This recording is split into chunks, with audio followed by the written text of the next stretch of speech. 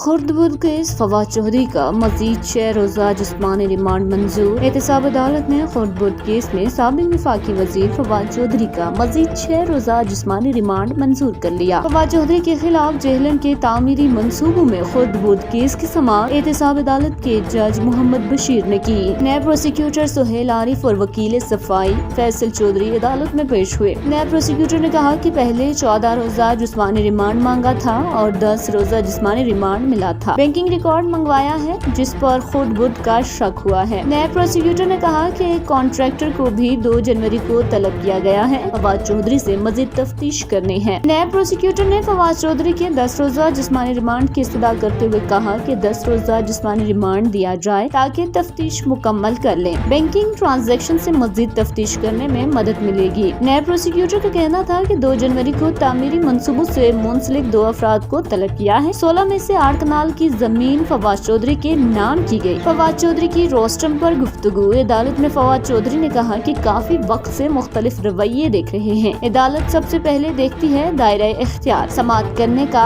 ہے یا نہیں۔ میرے وارنٹ دیکھ لیں، 4 الزامات مجھ پر لگائے گئے ہیں۔ فواد چودھری نے کہا کہ الزام لگایا گیا کہ بطور وزیر کانٹریکٹرز پر اثر رسوخ استعمال کیا۔ پروجیکٹ PSDP کا ہے جس کی منظوری ملی ہوئی تھی۔ اپنے علاقے کے لوگوں کی ڈیمانڈ حکومت تک پہنچانا مجھ پر فرض ہے۔ علاقے کے لوگوں کے لیے کام نہیں کروں گا تو سیاست کا کیا فائدہ؟ انہوں نے کہا کہ اگر اپنے علاقے کے لوگوں کے لیے کام نہیں کروں گا تو سیاست کا کیا فائدہ؟ پروجیکٹ صوبائی اور وفاقی حکومت نے منظور کیا۔ فواد چودھری کی جانب سے احسن اقبال کے نارووال سپورٹس کمپلیکس کیس کا حوالہ بھی دیا گیا۔ فواد چودھری نے کہا کہ نیب کا دائرہ اختیار ہی نہیں بنتا کہ انکوائری کھول کر بیٹھے۔ میں کیا اکبر بادشاہ ہوں جو سب پر اثر رسوخ میرا چل گیا؟ سابق وفاقی وزیر نے کہا کہ لگتا ہے نیب پروسیکیوشن کو تاحال تحقیقات کرنے کا موقع نہیں ملا۔ اس پروجیکٹ کا تو ٹھیکہ ہی نہیں ہوا۔ FWO کو پروجیکٹ بھیج دیا گیا تھا۔ انہوں نے کہا کہ فرض کر لیں اگر میں نے ٹھیکہ دینے کا کہا ہے نیب کا دائرہ اختیار تو پھر بھی نہیں بنتا۔ ایسا نہیں ہو سکتا میرے حلقے سے کسی نے میرے خلاف کچھ کہہ دیا اور نیب نے کیس کر دیا۔ فواد چودھری نے کہا کہ پہلا نوٹس مجھے تب ملا جب میں اڈیالہ جیل میں تھا۔ میں نے جواب دیا مجھ پر لگے الزامات بتا دیں اور وکلا کے ساتھ ملاقات رکھ دیں۔ نیب اپنا دائرہ اختیار دیکھ لے۔ فواد چودھری کی کیس سے ڈسچارج کرنے کی استدعا عدالت میں نیب پروسیکیوٹر نے کہا کہ جسمانی ریمانڈ کا مقصد کیس ثابت کرنا ہی نہیں بلکہ حقائق کو بھی سامنے لانا ہوتا ہے۔ فواد چودھری اپنے علاقے کا کام کریں لیکن قانون کے مطابق کریں۔ نیب پروسیکیوٹر نے کہا کہ اگر منصوبوں میں خود بدھ ہوگی تو نیب نوٹس لے سکتی ہے۔ کانٹریکٹ ہوا